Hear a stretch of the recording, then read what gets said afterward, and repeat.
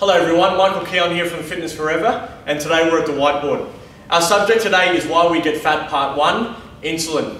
Today we're going to explore the role insulin plays in storing fat and what are some of the things we can do to help improve insulin and prevent this hormone from getting the better of us and consistently storing fat on a day-to-day basis. Now, to first understand insulin, we need to understand how it works. So insulin is known as the chief fat storing hormone and is directly influenced by the carbohydrates that we eat. If our diet is rich in processed, refined carbohydrates that have a very high glycemic index, it's going to elevate insulin, as the role of insulin is to transport all the broken down carbohydrates into the muscles and cells of the liver to be used as energy.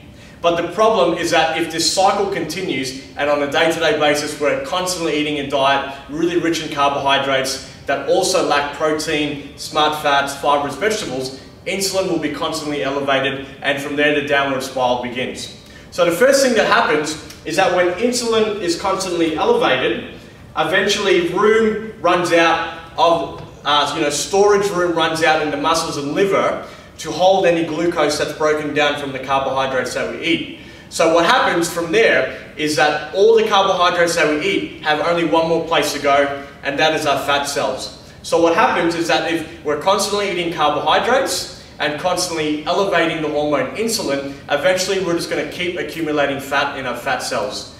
So basically it looks like this. When it's up, fat storing occurs quite on a regular basis for most people. But if we want to make improvements and we slowly start switching our dietary habits to eating more high quality grass-fed proteins, smart fats such as nuts, seeds, olive oil, butter from grass-fed cows and all that kind of stuff, eating more fibrous vegetables, and we drop our overall volume of carbohydrates, insulin begins to drop and fat burning begins. So, to recap, insulin is the chief fat storing hormone and it's directly influenced by the carbohydrates we eat.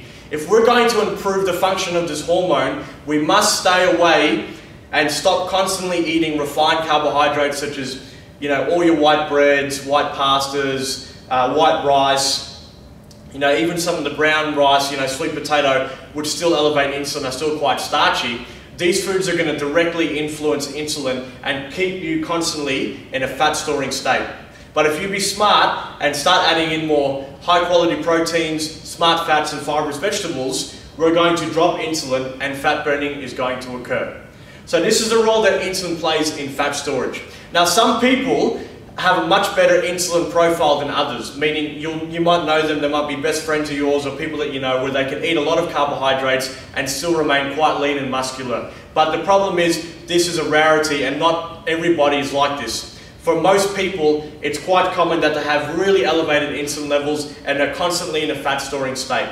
So be wise and manage your hormone insulin for long-term fat loss. This is Michael Keon and thank you for joining me at the whiteboard.